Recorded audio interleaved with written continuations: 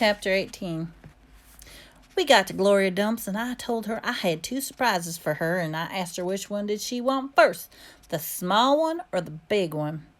The small one, said Gloria, and she handed her a Litmus lozenge and moved it around in her hands, feeling it. Candy, she said. Yes, ma'am, I told her. It's called a Litmus lozenge. Oh, Lord, yes, I remember these candies. My daddy used to eat them. She unwrapped the Litmus lozenge and she put it in her mouth and nodded her head. Mm-hmm. Do you like it? I asked her. Mm-hmm. She nodded her head slowly. It tastes sweet, but there's also tastes like people leaving. You mean sad? I asked. Does it taste like a little bit of sorrow to you? That's right, she said. It tastes sorrowful and sweet. Now, what's the surprise number 2? A book, I said. A book? Uh-huh. I said, I'm going to read it out loud to you. It's called Gone with the Wind. Miss Franny Block says it's a great book. It's about the Civil War. Do you know anything about the Civil War? I have heard mentioned of it a time or two, said Gloria, nodding her head and sucking on her Litmus lozenge. It's going to take a long time to read this book, I told her. There are 1,037 pages in this book. Woo-wee, said Gloria. She leaned back in her chair and crossed her hands on her stomach. Well, we best get to it. And I started reading the first chapter, Gone with the Wind, out loud to Gloria Dump. I read it loud enough to keep those ghosts away. And Gloria listened to it good. And when I was done, she said it was the best surprise she's ever had, and she couldn't wait to hear chapter 2. That night, I gave the preacher a Litmus lozenge right before he kissed me goodnight. What's this? He asked. It's some candy that Miss Franny Block's great-grandfather invented. It's called a Litmus lozenge. The preacher unwrapped it and put it in his mouth, and after a minute, he started rubbing his nose and nodding his head. Do you like it? I asked him. It has a peculiar flavor. Root beer? I said. Something else. Strawberry? That too, but there's still something else. It's odd. I could see the preacher getting further and further away. He was hunching up his shoulders, lowering his chin, getting ready to pull his head back into his turtle shell. It almost tastes like melancholy, he said. Melancholy? What's that? I asked. It means sad, said the preacher. And he rubbed his nose some more. Makes me think of your mother. Winn-Dixie sniffed the candy wrapper in this preacher's hand. It tastes sad, he said. And he sighed. I must have been a bad batch. No, I told him. I sat up in bed. That's the way it's supposed to taste. Litmus, he came back from the war. His whole family was dead. His daddy was fighting, and his mama and his sisters died from this disease, and the Yankees burned their house down, and Litmus was sad. He was very, very sad, and what he wanted more than anything else in the whole world was have something sweet to eat. So he built a candy factory and made Litmus lozenges, and then he put all that sad he was feeling into the candy. Well, my goodness, said the preacher. Winn-Dixie sniffed the candy wrapper out of the preacher's hand and started chewing on it. Give me that, I said to Winn-Dixie, but he wouldn't give it to me. I had to reach inside his mouth and pull it out. You can't eat candy wrappers, I told him. The preacher cleared his throat. I thought he was going to say something important, maybe tell me another thing he remembered about my mama, but all he said was, Opal, I had a talk with Mrs. Dewberry the other day, and she said that Stevie says you called them bald-headed babies. Oh, it's true, I said. I did.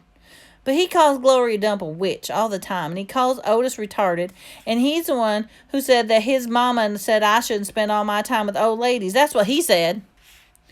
I think you should apologize, said the preacher. Me? I asked. Yes, you, said the preacher. You tell Stevie that you're sorry. If you said anything to hurt his feelings, I just want to be your friend. I don't think so, I told him. I don't think he wants to be my friend. Oh, Opal, some people have a strange way of showing you how they're going to make friends, he said. You apologize. Yes, sir, I said. Then I remembered Carson. Daddy? I said, do you know anything about Amanda Wilkinson? What kind of thing? Do you know something about her and some boy named Carson? Carson was her brother. He drowned last year. He's dead? Yes, said the preacher. His family is still suffering a great deal. How old was he? He was only 5, said the preacher. Only 5 years old. Daddy, I said to him, how could you not tell me something like that? Other people's tragedies shouldn't be the subject of idle conversation. There was no reason for me to tell you. It's just that I needed to know, I said, because that helps explain Amanda. No wonder she's so pinchy-faced. What's that? Said the preacher. Nothing. I said, good night, India Opal, the preacher said. He leaned over and kissed me, and I smelled of root beer and strawberry and the sadness all mixed together on his breath. He patted Winn-Dixie on the head and got up and turned the light off and closed the door. I didn't go to sleep right away, though. I lay there, and I thought how my life was like a Litmus lozenge, how it was sweet and sad and all mixed up together, and how hard it was to separate them out. It was confusing. Daddy, I shouted. After a minute, he opened the door and raised his eyebrows at me. What was that word you said? The word that meant sad? Melancholy, he said. Melancholy, I repeated. I liked the way that word sounded. There was like music hidden in it somewhere. Good night now, said the preacher. Good night, I told him. I got up out of bed, unwrapped a Litmus lozenge, and sucked down it hard and thought about my mama leaving me. That was a melancholy feeling. And then I thought Amanda and Carson. And that made me feel melancholy, too. Poor Amanda and poor Carson. He was the same age as Sweetie Pie Thomas, but he would never get to have his 6th birthday party. Chapter 19.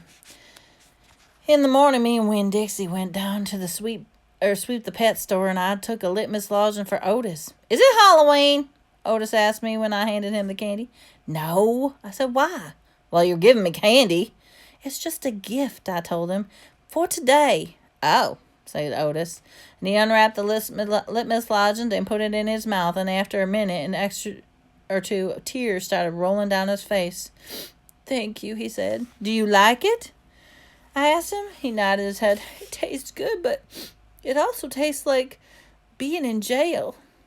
Gertrude! Squawked Gertrude. She picked up the Litmus lozenge wrapper in her beak, then dropped it and looked around. Gertrude! She screamed again. You can't have any, I told her. It's not for birds. Then real quick, before I lost my nerve, I said, Otis, what were you in jail for? Are you a murderer? No, ma'am, he said. Are you a burglar? No, ma'am, Otis said again. He sucked on his candy and stared down at his pointy-toed shoes. You don't have to tell me, I said. I was just wondering. I ain't dangerous man, Otis said, if that's what you're worried about or thinking. I'm lonely, but I ain't dangerous. Okay, I said. And I went back to the room to get my broom. When I came out, Otis was standing there, and I left him, still staring down at his feet. It was on the account of my music, he said. What was? I asked. Why, I went to jail. I was on the account of my music. Well, what happened? I wouldn't stop playing my guitar. Used to be I played it on the street, and sometimes people would give me money. I didn't do it for the money. I did it because I like the music better if someone's listening to it. Anyway, the police came, and they told me to stop it. And I said, how was I breaking the law? And the whole time they were talking to me, I just went on playing my music. And that made them mad. That made them real mad. And then they tried to put handcuffs on me. He said, I didn't like that. I wouldn't have been able to play my guitar with them things on. And then what happened? I asked him. Well, I hit him, he whispered. You hit the police? Uh-huh, one of them. I knocked him clean out. Then I went to jail, and they locked me up and wouldn't let me have my guitar. And when they finally let me out, they made me promise I would never play my guitar on the street again. He looked up at me real quick, and then he looked back down at his boots. And I only play it in here for the animals. Gertrude, the human Gertrude, who owns a pet shop, she gave me this job when she read about me in the paper, and she said it was all right for me to play the music for the animals. You play your music for me and Winn-Dixie. And Sweetie Pie said, yeah, he agreed, but you ain't on the street. Thank you for telling me about it, Otis, I said. It's all right, he said. I don't mind. Sweetie Pie came in, and I gave her Litmus lozenge, and she spit it right out, and she said it tasted bad. She said it tasted like not having a dog. So I swept the floor real slow that day. I wanted to keep Otis company. I didn't want him to be lonely. Sometimes it seems like everybody in the world was lonely. I thought about my mama. Thinking about her was the same as a hole that you keep finding in your tooth when you lose a tooth. Time after time, I kept going to that empty spot, that felt where she should be. Chapter 20. When I told Gloria Dump about Otis and how he got arrested, she laughed so hard she had to grab a hold of her false teeth so they wouldn't fall out of her mouth. Woo-wee, she said, when I finally was done laughing. That sure is some dangerous criminal there. He's a lonely man, I told her. He just wants to play his music for somebody. Gloria wiped her eyes with the hem of her dress. I know it, sugar, she said, but sometimes things are so sad they got to be funny. You know what else, I said, thinking about sad things. That girl I told you about, the pinchy-faced one, Amanda, well, her brother drowned last year. He was on 5 years old, the same age as Sweetie Pie Thomas. Gloria stopped smiling. She nodded her head. Oh, I remember hearing about that, she said. I remember hearing about a little boy drowning. Well, that's why Amanda's so pinchy-faced, I said. She misses her brother. Most likely, said Gloria agreed.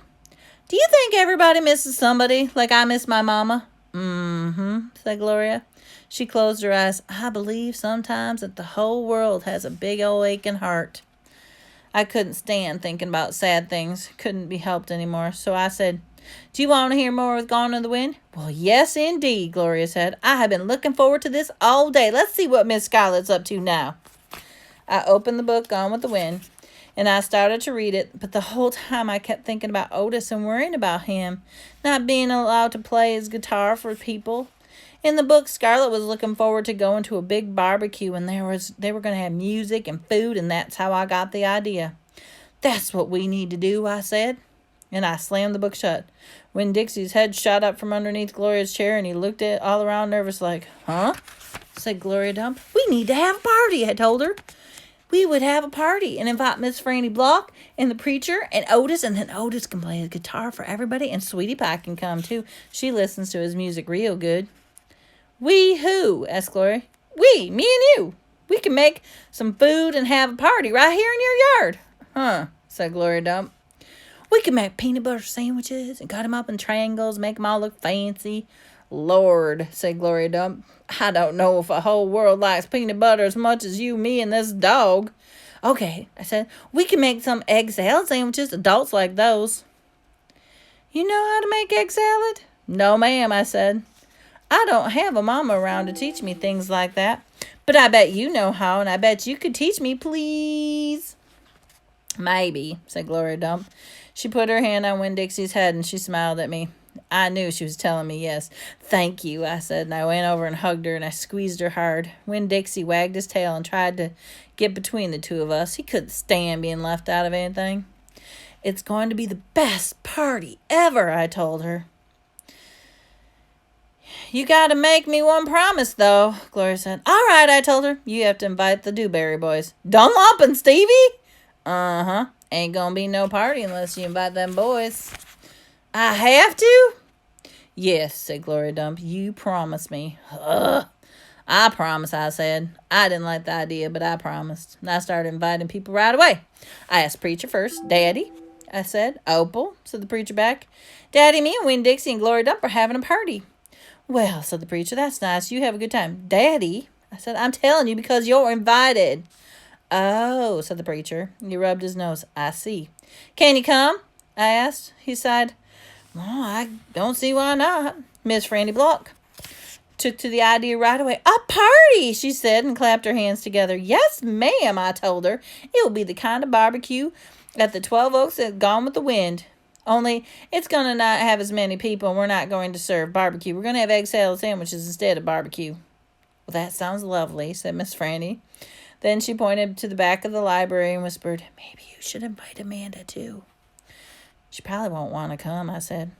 She doesn't like me very much. Ask her and see what she says, Miss Franny whispered. So I walked back to the back of the library, and Amanda Wilkinson, to the best of my manners and voice, please come to my party, and she looked all around nervous and stiff. A party? She said, yes, I said. I sure would like it if you would come. She stared at me with her mouth open. Okay, she said after a minute. Yes, thank you. I would love to. And just like that, I promised Gloria, I went over to those Dewberry boys. I ain't going to no party at no witch's house, Stevie said. Dunlop knocked Stevie with his elbow. We'll come, he said. We will not, said Stevie. That's a witch. She's going to jumble us up and cook us up with her big old witch's pot. I really don't care if you come or not, I told him. I am just asking because I promised I would ask you. We'll be there, said Dunlop, and he nodded at me and smiled. Sweetie Pie was very, very excited when I invited her. What's the theme? She said. Well, there really isn't one. Well, you got to have a theme.